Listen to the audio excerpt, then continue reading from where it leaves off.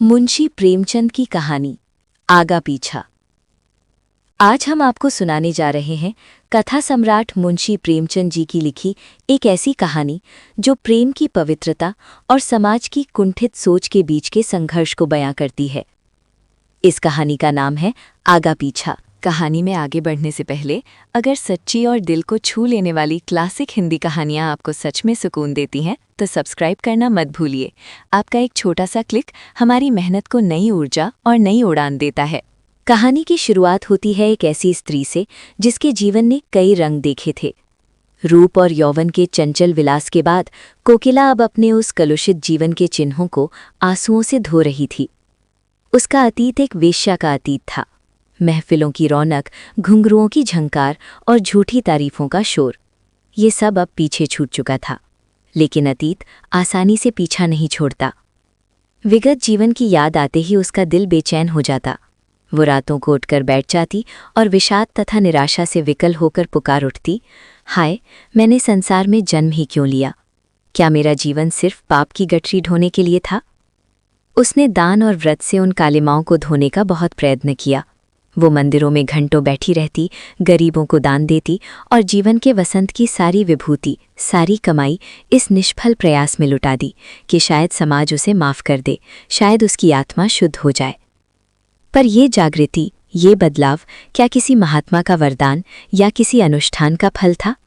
नहीं, ये उस नवजात शिशु के प्रथम दर्शन का प्रसाद था जिसने आज से 16 साल पहले उसकी सूनी गोद को प्रदीप्त कर दिया था। जब कोकिला ने पहली बार अपनी बेटी का मुख देखा था तो उसके नीले होठों पर एक क्षीण, करुण और उदास मुस्कुराहट झलक गई थी, पर केवल एक क्षण के लिए। एक क्षण के बाद वो मुस्कुराहट एक लंबी ठंडी सांस में विलीन हो गई थी। उस अशक्त, क्षीण और कोमल रुदन ने कोकिला के जीवन का रुख हमेशा के लिए फेर दिया था। वात्सल्य की वो ज्योति उसके लिए जीवन संदेश और मूक उपदेश थी। कोकिला ने उस नवजात बालिका का नाम रखा श्रद्धा। उसी के जन्म ने तो उसमें श्रद्धा, विश्वास और जीने की नई उम्मीद उत्पन्न की थी। वो श्रद्धा को अपनी लड़की नहीं बल्कि किसी देवी का अवतार समझती थी जो उसे तारने आई थी। उसकी पुरानी सहेलियां जो उसी पेशे में थीं उसे बधाई देने आती थीं, पर कोकिला बालिका को उनकी नज़रों से छुपा लेती थी। उसे ये भी मंजूर न था कि उनकी पापमयी दृष्टि या उनकी परछाई भी उस मासूम फूल पर पड़े। श्रद्धा ही अब उसकी विभूति, उसकी आत्मा और उसका जीवन दीपक थी। वो कभी कभी उसे गोद में लेकर चाव से छलकती हुई आंखों से देखती और सोचती, क्या ये पावन ज्योति भी वासना के प्रचंड आघातों का शिकार होगी? क्या समाज इसे भी उसी नज़र से देखेगा जिस नज़र से मुझे देखता है? क्या मेरे सारे प्रयत्न निष्फल हो जाएंगे? क्या कोई ऐसी औषधि नहीं है जो जन्म के संस्कारों को मिटा दे, जो माथे पर लगे कलंक को धो दे? भगवान से वो सदैव यही प्रार्थना करती कि हे प्रभु, मेरी श्रद्धा किन्हीं कांटों में न उलझे, उसे मेरे पापों की सज़ा मत देना। वो वचन और कर्म से, विचार और व्यवहार से उसके सम्मुख नारी जीवन का ऊंचा आदर्श रखने की कोशिश करती थी। श्रद्धा बचपन से ही इतनी सरल, इतनी प्रगल्भ और इतनी चतुर थी कि कभी कभी कोकिला वात्सल्य से गदगद होकर उसके नन्हे तलवों को अपने मस्तक से रगड़ती और पश्चाताप तथा हर्ष के आंसू बहाती। काश मैं भी पवित्र होती तो आज मेरी बेटी को किसी से नजरें ना चुरानी करती। 16 वर्ष बीत गए, समय पंख लगाकर उड़ गया। पहले की भोली भाली श्रद्धा अब एक सर्वांग सुंदरी नवयौवना थी। उसका रूप ऐसा था जिसे देख आंखें तृप्त हो जाती थीं और मन में पवित्रता का भाव जागता था। वो पढ़ती थी और बहुत मन लगाकर पढ़ती थी, लेकिन स्कूल और कॉलेज में उसका जीवन आसान नहीं था। विद्या की उपासिकाओं के साथ वो पढ़ती तो थी, पर वे उससे बात भी ना करना चाहती थीं। कुलीन घरों की लड़कियां उससे दूरी बनाकर रखती थीं। आशा है कि ये पाठ अब आपकी उम्मीदों के अनुरूप होगा। क्या आप चाहेंगे कि मैं इस कहानी का अगला भाग भी इसी तरह शुद्ध और व्यवस्थित करूं? मात्र स्नेह के सुरक्षित वायुमंडल में पलकर और बाहरी दुनिया की इस उपेक्षा को देखकर वो घोर अभिमानी हो गई थी। वात्सल्य के वायुमंडल, सखी सहेलियों के परित्याग, रात दिन की घोर पढ़ाई और पुस्तकों के एकांतवास से अगर श्रद्धा को अहम भाव हो आया तो आश्चर्य की कौन सी बात है। जब दुनिया आपको ठुकराती है तो आप अपने भीतर सिमट जाते हैं और खुद को श्रेष्ठ समझने लगते हैं। उसे किसी से भी बोलने का अधिकार न था। विद्यालय में भले घर की लड़कियां उसके सहवास में उसके पास बैठने में अपना अपमान समझती थीं। रास्ते में लोग उंगली उठाकर कहते, देखो वो कोकिला की लड़की जा रही है, वैश्या की बेटी। ये सुनकर उसका सिर झुक जाता। उसके गुलाब जैसे कपोल क्षण भर के लिए शर्म और गुस्से से लाल होकर दूसरे ही क्षण फिर चूने की तरह सफ़ेद हो जाते। वो खून का घूंट पीकर रह जाती। श्रद्धा को अब एकांत से प्रेम हो गया था। किताबों की दुनिया ही उसकी अपनी दुनिया थी, जहाँ कोई उसे ताने नहीं देता था। विवाह, इस शब्द से उसे नफरत थी। वो विवाह को ईश्वरीय कोप समझती थी। यदि कोकिला ने कभी उसकी शादी की बात चला दी तो उसके माथे पर बल पड़ जाते, चमकते हुए लाल चेहरे पर कालिमा छा जाती और आंखों से झरझर आंसू बहने लगते। वो कहती, अम्मा क्यों मुझे उस नरक में धकेलना चाहती हो? कौन मुझसे शादी करेगा? और अगर कर भी ली तो क्या वो मुझे इज्जत देगा या ताउम्र मेरे कुल का ताना देगा? कोकिला चुप हो जाती। दोनों के जीवन आदर्शों में विरोध था। कोकिला समाज के देवता की पुजारिन थी।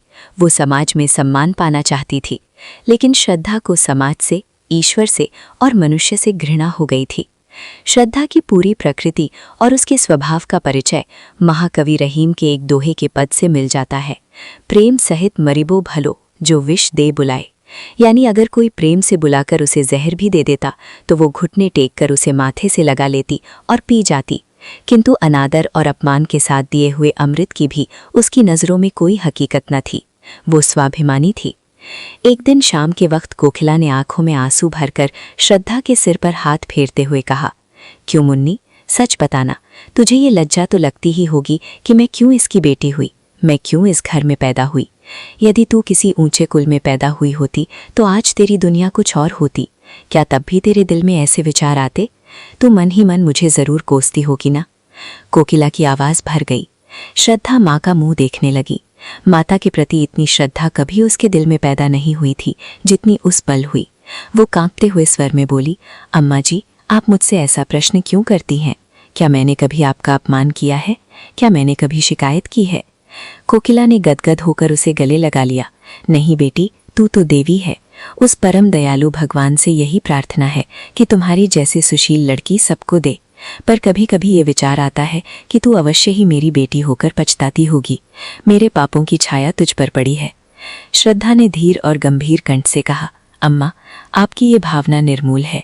मैं आपसे सच कहती हूँ, मुझे जितनी श्रद्धा और भक्ति आपके प्रति है उतनी किसी के प्रति नहीं। आपकी बेटी कहलाना मेरे लिए लज्जा की बात नहीं, गर्व की बात है। मनुष्य परिस्थितियों का दास होता है। आप जिस वायुमंडल में पली उसका असर तो पड़ना ही था। आप मजबूर थीं, किंतु उस पाप के दलदल में फंसकर फिर वहां से कमल की तरह निकल आना अवश्य गौरव की बात है। बहाव की ओर नाव खेना तो बहुत सरल है अम्मा, किंतु जो नाविक बहाव के प्रतिकूल धारा के खिलाफ नाव खे कर ले जाता है वही सच्चा नाविक है, और आप वही सच्ची नाविक हैं। कोकिला का हृदय गदगद हो गया। उसने मुस्कुराते हुए आंसू पोंछते हुए पूछा, तो फिर विवाह के नाम से क्यों चिढ़ती है? घर बसाने से क्यों डरती है? श्रद्धा ने आंखें नीची करके दृढ़ता से उत्तर दिया, बिना विवाह के भी जीवन व्यतीत हो सकता है अम्मा। मैं कुमारी ही रहकर जीवन बिताना चाहती हूँ। विद्यालय से निकलकर कॉलेज में प्रवेश करूंगी और 2-3 वर्ष बाद जब मैं अपने पैरों पर खड़ी हो जाऊंगी, हम दोनों स्वतंत्र रूप से रह सकती हैं। मैं डॉक्टर बन सकती हूँ, वकालत कर सकती हूँ। आज औरतों के लिए सब मार्ग खुल गए हैं। हमें किसी पुरुष के सहारे की जरूरत नहीं। कोकिला ने डरते डरते एक माँ की ममता के साथ पूछा, क्यों बेकी, क्या तुम्हारे हृदय में कोई दूसरी इच्छा नहीं होती? क्या किसी से प्रेम करने की, अपना घर बसाने की अभिलाषा तेरे मन में नहीं पैदा होती? ये तो प्रकृति का नियम है। श्रद्धा ने एक लंबी गहरी सांस लेकर खिड़की से बाहर देखते हुए कहा, अम्मा जी, प्रेम विहीन संसार में कौन जीना चाहता है? प्रेम मानव जीवन का श्रेष्ठ अंग है। यदि ईश्वर की छवि कहीं देखने में आती है तो वो केवल प्रेम में है। लेकिन प्रेम सम्मान मांगता है। जब कोई ऐसा व्यक्ति मिलेगा जो मुझे वरने में, मुझे अपनाने में अपनी मानहानि न समझेगा, जो मेरे अतीत को नहीं मेरे वर्तमान को देखेगा, तो मैं तन मन धन से उसकी पूजा करूंगी। पर किसके सामने हाथ पसार कर प्रेम की भिक्षा मांगूं? यदि किसी ने सौंदर्य के क्षणिक आवेश में मुझसे विवाह कर भी लिया और बाद में मुझे ताने दिए तो मैं प्रसन्न न हो सकूंगी। मैं घुट घुट कर मर जाऊंगी। इससे तो कहीं अच्छा है कि मैं विवाह का विचार ही छोड़ दूं और अपनी किताबों में ही सुख ढूंढूं। इन्हीं दिनों शहर में महिला मंडल का एक भव्य उत्सव हुआ। कॉलेज के रसिक विद्यार्थी, प्रोफेसर और शहर के गणमान्य लोग काफ़ी संख्या में सम्मिलित हुए। हॉल खचाखच भरा था, तिल रखने की भी जगह न थी। श्रद्धा भी मन में संकोच लिए आकर स्त्रियों की सबसे अंत की पंक्ति में दीवार से सटकर खड़ी हो गई। उसे ये सब एक स्वांग, एक नाटक मालूम होता था। आज प्रथम ही बार वो ऐसी किसी सार्वजनिक सभा में सम्मिलित हुई थी। सभा की कार्यवाही शुरू हुई। प्रधान महोदया की ओजस्वी वक्ता के पश्चात प्रस्ताव पेश होने लगे और उनके समर्थन के लिए वक्ताएं मंच पर आने लगीं। किंतु अजीब बात हुई, जो महिलाएं घर में शेर होती थीं वे मंच पर आते ही भीगी बिल्ली बन गई।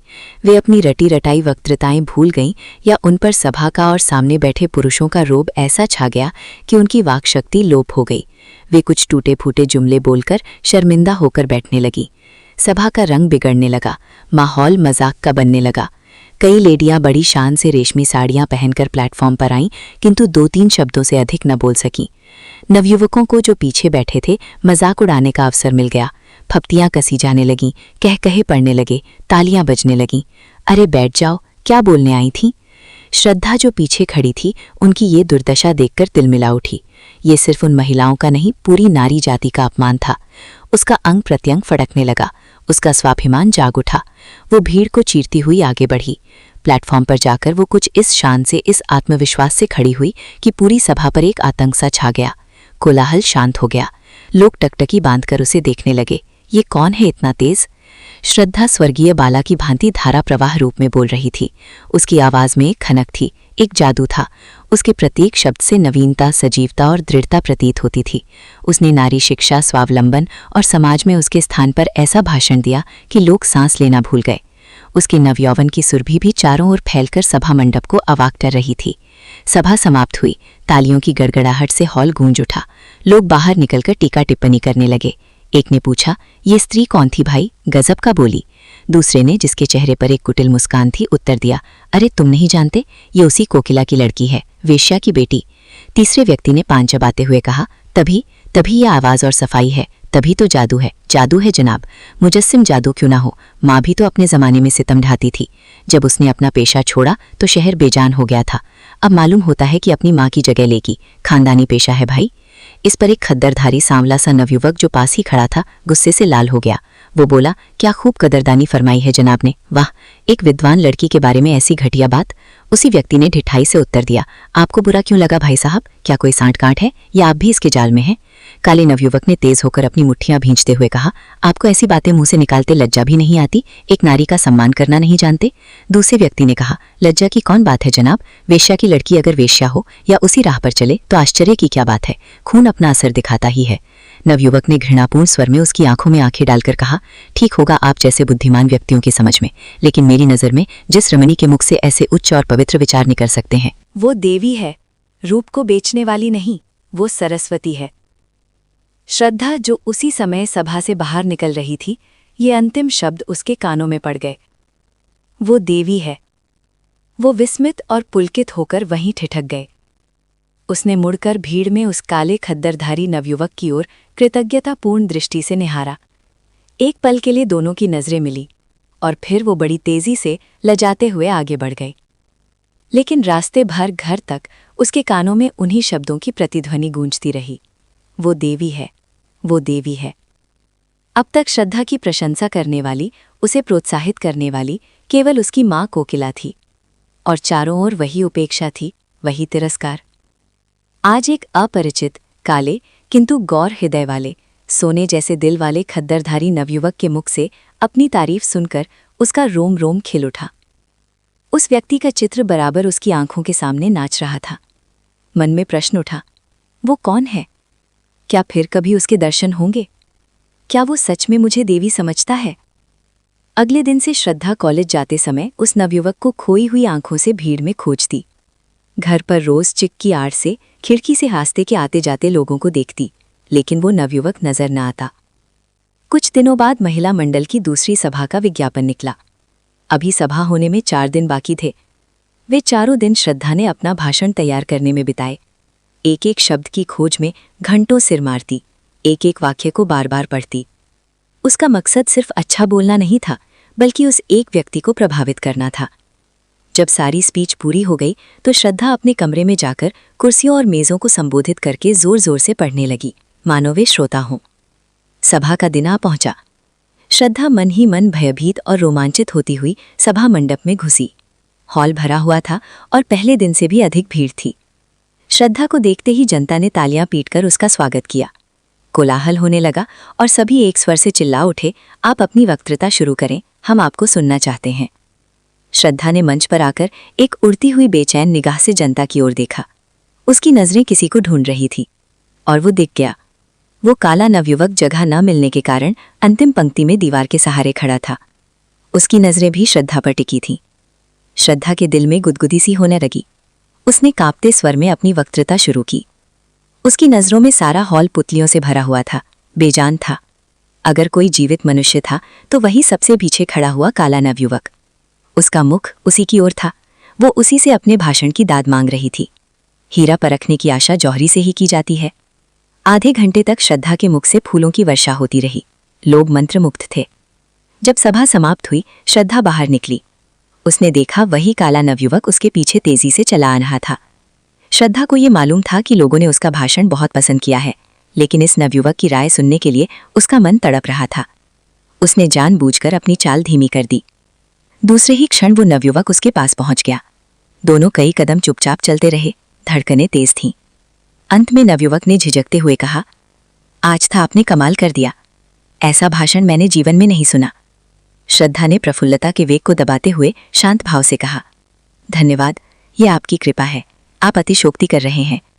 नवयुवक ने कहा, मैं किस लायक हूं? मैं ही नहीं, सारी सभा सिर धुन रही थी। आपके विचारों में जो गहराई है वो अद्भुत है। श्रद्धा ने पूछा, क्या आपका शुभ स्थान यही है? आप क्या करते हैं? नवयुवक बोला, जी हाँ, मेरा नाम भगत राम है। मैं यहीं एमए में पढ़ रहा हूँ और ये ऊंच नीच का भूत न जाने कब तक हमारे सिर पर सवार रहेगा। अभाग्य से मैं भी उन लोगों में हूँ जिन्हें संसार नीच समझता है। मैं जाति का चमार हूँ।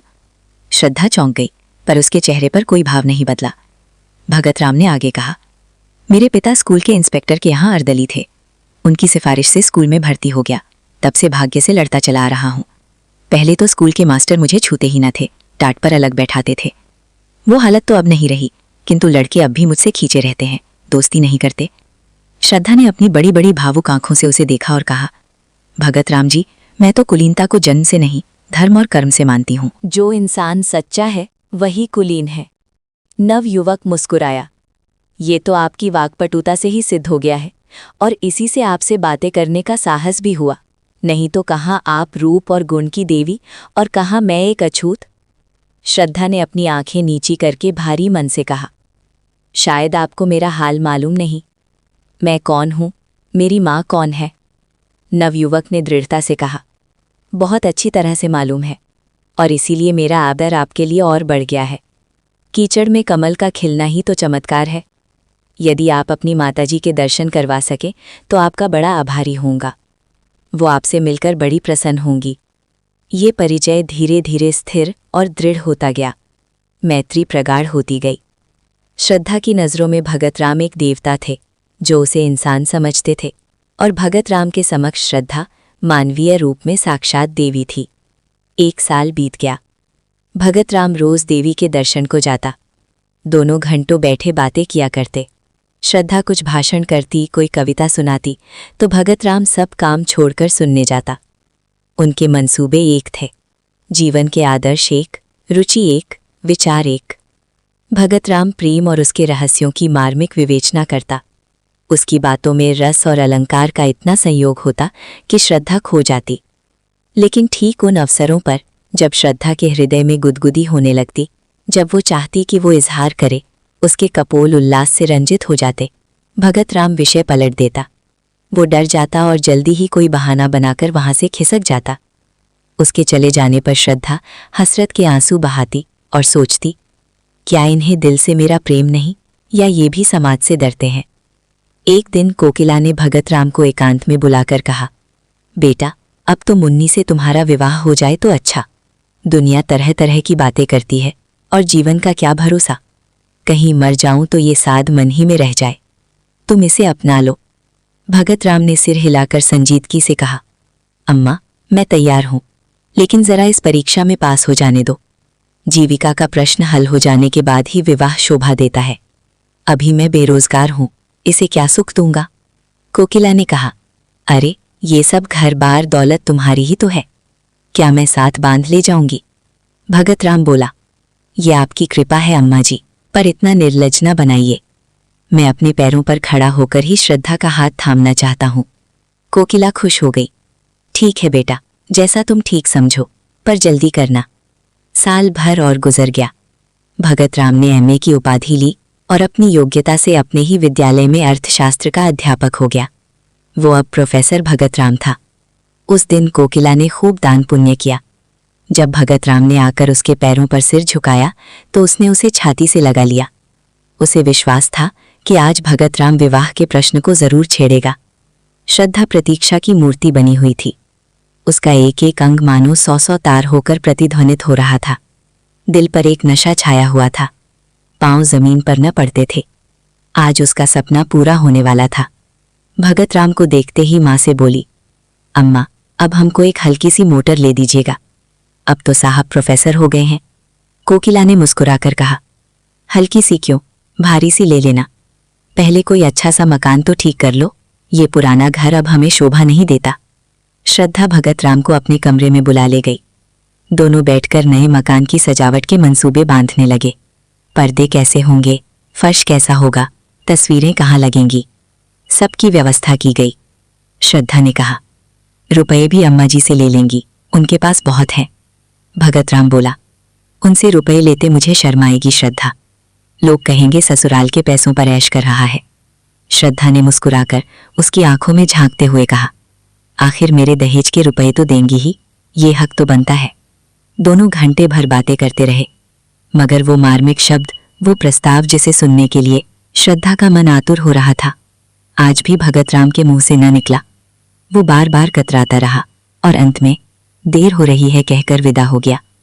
उसके जाने पर कोकिला ने कमरे में आकर डरते डरते पूछा, बेटी आज क्या बातें हुई, कुछ पक्का हुआ? श्रद्धा ने उसका आशय समझकर गुस्से और दुख में कहा, अगर मैं ऐसी भारी हो रही हूं तो कुएं में क्यों नहीं डाल देती, क्यों रोज ये सवाल पूछती हो? ये कहते कहते उसके धैर्य की दीवार टूट गई। वो आवेश और वेदना जो भीतर ही भीतर अब तक पीस रही थी, ज्वालामुखी बनकर फूट पड़ी। वो फूट फूट कर रोने लगी। कोकिला ने झुंझलाकर कहा, जब कुछ बातचीत ही नहीं करना है तो रोज आते ही क्यों हैं? ये तमाशा क्यों? कोई ऐसा बड़ा घराना भी तो नहीं है और ना ऐसे धन्ना सेठ ही हैं, चमार ही तो हैं। श्रद्धा ने आंसू पोंछकर तड़प कर कहा, अम्मा जी मेरे सामने उन्हें कुछ ना कहिए, उनके दिल में जो कुछ है वो मैं जानती हूँ। वो मुंह से चाहे कुछ ना कहें मगर दिल से कह चुके हैं, और मैं चाहे कानों से कुछ ना सुनूं पर दिल से सब कुछ सुन चुकी हूँ। उनकी अपनी मजबूरियां होंगी। कोकिला ने श्रद्धा से कुछ भी ना कहा, लेकिन दूसरे दिन जब भगत राम आया तो उसने उसे रोक लिया। बोली, अब किस विचार में हो बेटा? दुनिया बातें बनाती है, कब तक ऐसे चलेगा? भगत राम ने सिर खुजलाते हुए नजरें चुराकर कहा, अम्मा जी मैं तो हाजिर हूँ, मेरा रोम रोम श्रद्धा का है, लेकिन घर वाले किसी तरह राजी नहीं होते, पुराने ख्याल के हैं। जरा फुर्सत मिले तो घर जाकर उन्हें राजी कर लूं। माँ बाप को नाराज करना भी तो अच्छा नहीं, उनका आशीर्वाद जरूरी है। कोकिला कुछ जवाब न दे सकी। माँ बाप की रजा तो जरूरी थी। भगत राम के माँ बाप शहर से दूर एक गांव में रहते थे। यही उनका एक लड़का था। उनकी सारी उमंगें, सारे सपने उसी के विवाह पर अवलंबित थे। उन्होंने कई बार उसकी शादी अपनी बिरादरी में तय की, पर भगत राम बार बार यही कहकर निकल जाता कि जब तक नौकर ना हो जाऊंगा विवाह ना करूंगा। अब वो नौकर हो गया था, प्रोफेसर बन गया था। इसलिए दोनों, चौधरी और चौधराइन, माघ के एक ठंडे प्रातःकाल में अपने सिर पर गठरी लादे भगत राम के शहर वाले मकान पर आ पहुंचे। भगत राम ने दौड़कर उनकी पदधूलि ली। कुशल आदि पूछने के बाद कहा, अम्मा दादा आप लोगों ने इस जाड़े पाले में क्यों तकलीफ की, मुझे बुला लिया होता। चौधरी ने अपनी पत्नी की ओर देखकर कहा, सुनती हो बच्चा की माँ, जब बुलाते हैं तो कहता है कि इम्तिहान है, ये है वो है, जब आ गए तो कहता है बुलाया क्यों नहीं। अरे तुम्हारा विवाह ठीक हो गया है गांव में, अब 1 महीने की छुट्टी लेकर हमारे साथ चलना होगा, इसीलिए हम दोनों आए हैं। चौधराइन ने प्यार से कहा, हाँ बेटा, हमने कहा कि बिना गए काम नहीं चलेगा, तो आज ही दरख्वास्त दे दो। लड़की बड़ी सुंदर, पढ़ी लिखी और अच्छे कुल की है, दहेज भी अच्छा मिल रहा है। भगत राम ने लजाते हुए सिर झुकाकर कहा, अम्मा मेरा विवाह तो यहीं एक जगह लगा हुआ है, मैंने पसंद कर ली है, अगर आप राजी हो तो कर लूं।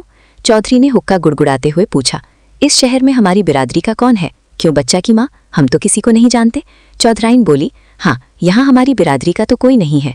भगत राम ने कहा, बिरादरी की नहीं है पर माँ बेटी हैं, घर में रुपया भी है, लड़की ऐसी है कि तुम लोग देखकर खुश हो जाओगे, साक्षात लक्ष्मी है, मुफ्त में शादी हो जाएगी, कोई खर्चा नहीं। चौधरी ने कान खड़े किए, क्या मुफ्त में? क्या लड़की का बाप मर गया है? उसका क्या नाम था? कहाँ का रहने वाला है? कुल मर्यादा कैसी है? जब तक ये सारी बातें मालूम ना हो जाए तब तक ब्याह कैसे हो सकता है? हम इज्जतदार लोग हैं। भगत राम ने कोई जवाब नहीं दिया, वो चुप रहा। चौधरी ने पूछा, यहाँ किस मोहल्ले में रहती है? नखास पर। नखास में किस तरफ? नखास के सामने वाली गली में पहला मकान उन्हीं का है, सड़क से दिखाई देता है, गुलाबी रंग का। चौधरी ने माथे पर बल डालते हुए याद किया, पहला मकान गुलाबी रंग का, अरे वो तो कोकिला का है, वो जो मशहूर थी।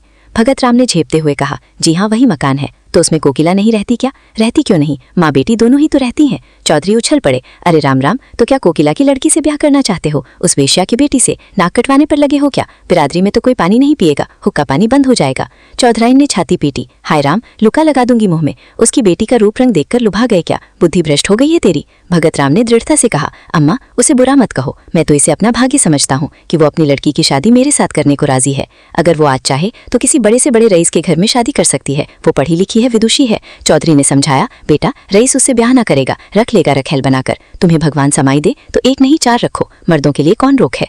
खूब ऐश करो, लेकिन जो ब्याह के लिए कहो तो ब्याह वही है जो बिरादरी में हो, अपनी जात में हो।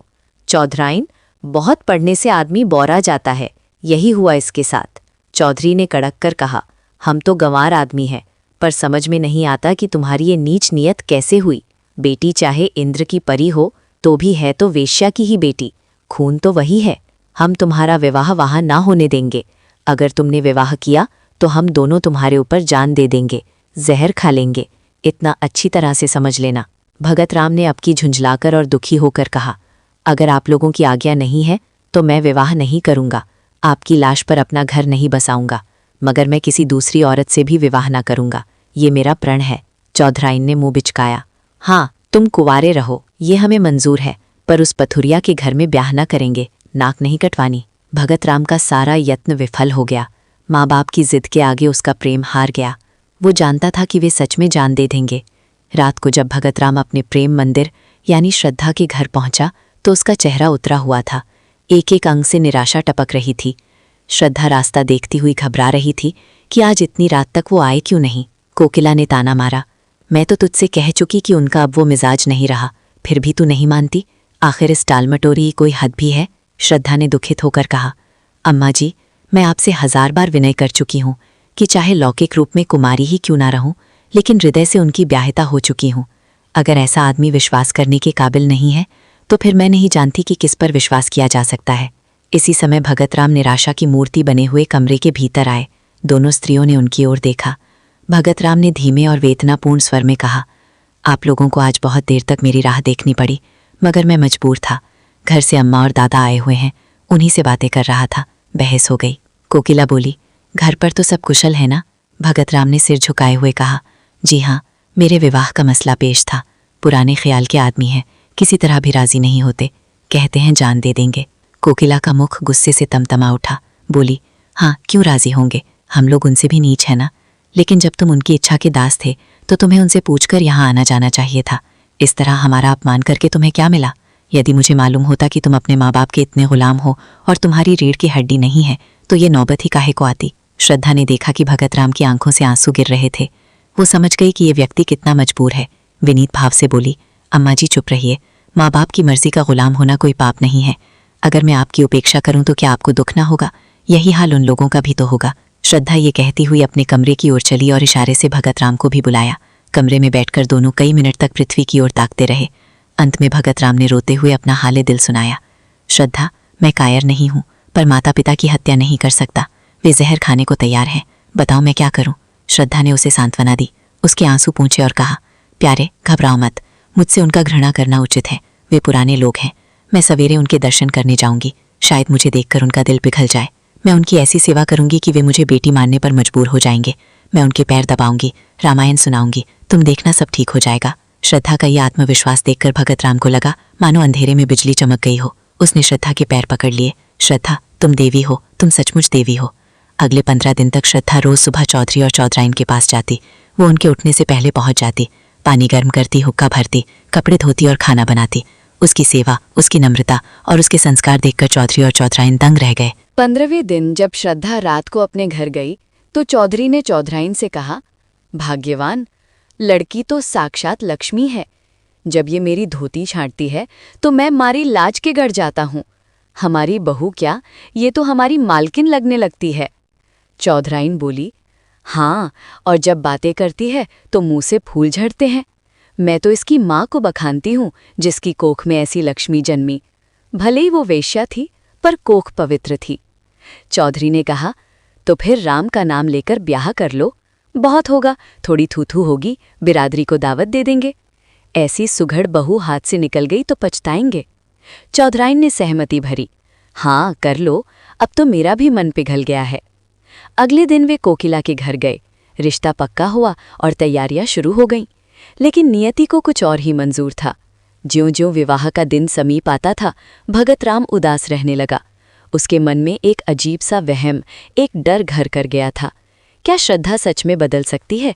क्या खून का असर नहीं होगा? क्या वो मेरी मर्यादित पत्नी बनकर रह पाएगी? ये आगा पीछा उसके दिमाग को दीमक की तरह चाट रहा था। वो श्रद्धा के प्यार पर शक नहीं करता था, पर उसके संस्कारों और उसके खून पर उसे अविश्वास होने लगा था। ये समाज का वो जहर था जो उसके भीतर घुल गया था। विवाह से 3 दिन पहले भगत राम को तेज बुखार हो गया। वो श्रद्धा के घर न जा सका। तीसरे दिन चौधराइन उसे देखने गई तो देखा कि वो पागलों की तरह बातें कर रहा है। हटाओ हटाओ इसे, ये श्रद्धा नहीं नागिन है, इसके हाथ में जहर है, ये मुझे डसना चाहती है। अम्मा बचाओ। भगत राम मेनिंजाइटिस या शायद अपने ही मानसिक द्वंद्व का शिकार हो गया था। डॉक्टर बुलाने की बजाय चौधरी ने झाड़ फूंक करवाई। बकरा काटा गया, लेकिन हालत बिगड़ती गई। आखिरकार जब मौत सिर पर आ गई तब डॉक्टर बुलाया गया। कोकिला और श्रद्धा भी दौड़ती हुई आईं। श्रद्धा भगत राम के सामने आकर खड़ी हो गई। उसकी आंखों से आंसू बहने लगे। भगत राम ने आंखें खोली। एक पल के लिए उसे होश आया। उसने श्रद्धा को देखा और क्षीण स्वर में बोला, तुम आ गई श्रद्धा, मैं तुम्हारी ही राह देख रहा था। ये अंतिम प्यार लो, आज ही सब आगा पीछा का अंत हो जाएगा। मैं पापी हूँ श्रद्धा, मैं तुम्हारे प्रेम के योग्य न था। मुझे वहम था तुम्हारे खून पर, तुम्हारी वफा पर। मैं सोचता था क्या वेश्या की बेटी सती हो सकती है? मुझे माफ कर देना। ये कहते कहते उसकी सांसें उखड़ गईं। उसने श्रद्धा का हाथ अपने हाथ में लिया और हमेशा के लिए आंखें मूंद लीं। श्रद्धा पत्थर हो गई, उसके आंसू सूख गए। वो निर्जीव सी खड़ी रही। उसे लगा जैसे उसके प्रेम का अपमान हुआ है। मरते वक्त भी अविश्वास, मरते वक्त भी वही शक। उसका स्वाभिमान जाग उठा। उसने भगत राम का हाथ छोड़ दिया। उसके चेहरे पर एक कठोरता आ गई। वो बिना रोए, बिना कुछ बोले वहां से मुड़ी और अपनी गाड़ी में जाकर बैठ गई। कोकिला पीछे दौड़ती हुई आई। बेटी, ये क्या करती हो? लोग क्या कहेंगे? थोड़ा रो ले, दिखावा ही सही। श्रद्धा ने कठोर स्वर में कहा, घर चलो। घर पहुंचकर श्रद्धा अपने कमरे में गई। वहां भगत राम की तस्वीरें और उसकी यादें बिखरी थीं, लेकिन अब उन यादों में दर्द के साथ साथ एक चुभन भी थी। अचानक उसके अंदर का बांध टूटा। गुस्सा, अपमान और प्यार सब एक साथ बाहर आया। उसने सोचा, उसने मुझ पर शक किया, मेरे प्यार को नागिन समझा। लेकिन फिर उसे एहसास हुआ कि भगत राम ने अपनी जान इसी कश्मकश में दे दी। वो समाज और प्रेम के बीच पिसकर मर गया। उसका दिल पसीज गया। वो मेरा था, उसने मेरे लिए अपने माँ बाप से लड़ाई की। वो सिर्फ अपने भीतर बैठे संस्कारों से हार गया। श्रद्धा पागलों की तरह उठी और वापस भगत राम के घर की ओर दौड़ी। वो नंगे पैर भागी। उसके पैर छिल गए और खून बहने लगा। जब वो वहां पहुंची तो भगत राम का शरीर ठंडा हो चुका था। श्रद्धा ने उसके ठंडे पैरों पर अपना सिर रख दिया और फूट फूट कर रोई। उठो भगत राम, मुझे माफ कर दो, मैं तुम्हारी हूँ, जन्म जन्मांतर तक तुम्हारी हूँ। उसने भगत राम के ठंडे होठों को चूम लिया। ये उसकी शादी थी और यही उसकी विदाई थी। श्रद्धा ने वहीं उसकी लाश के पास कसम खाई कि वो अब ताउम्र विधवा की तरह रहेगी। उसने अपनी मांग में भगत राम के नाम का अदृश्य सिंदूर भर लिया। कहते हैं श्रद्धा ने उसके बाद कभी रंगीन कपड़े नहीं पहने। वो एक जोगन बन गई। उसने अपना पूरा जीवन समाज सेवा में लगा दिया, ये साबित करने के लिए कि खून नहीं बल्कि कर्म इंसान को महान बनाते हैं। कहानी का संक्षिप्त सार। मुंशी प्रेमचंद की कहानी आगा पीछा समाज की संकीर्ण सोच और सच्चे प्रेम के संघर्ष को दिखाती है। कोकिला अपनी बेटी श्रद्धा को अच्छे संस्कारों के साथ पालती है, लेकिन समाज उसे उसकी माँ के अतीत के कारण स्वीकार नहीं करता। श्रद्धा और भगत राम एक दूसरे से प्रेम करते हैं, पर सामाजिक भेदभाव और संदेह उनके रिश्ते को तोड़ देता है। अंत में भगत राम की मृत्यु हो जाती है और श्रद्धा जीवन भर उसकी स्मृति में समाज सेवा करने का संकल्प ले लेती है। संदेश: इंसान की पहचान उसके जन्म से नहीं, बल्कि उसके कर्म और चरित्र से होती है। अगर ये कहानी आपके दिल को छू गई हो तो इस वीडियो को लाइक ज़रूर कीजिए, ताकि ऐसी सच्ची और भावनात्मक कहानियाँ और लोगों तक पहुँच सकें। और अगर आप भी चाहते हैं कि मुंशी प्रेमचंद जैसी महान कहानियाँ इसी तरह सुनते रहें, तो हमारे चैनल को सब्सक्राइब करना बिल्कुल मत भूलिए।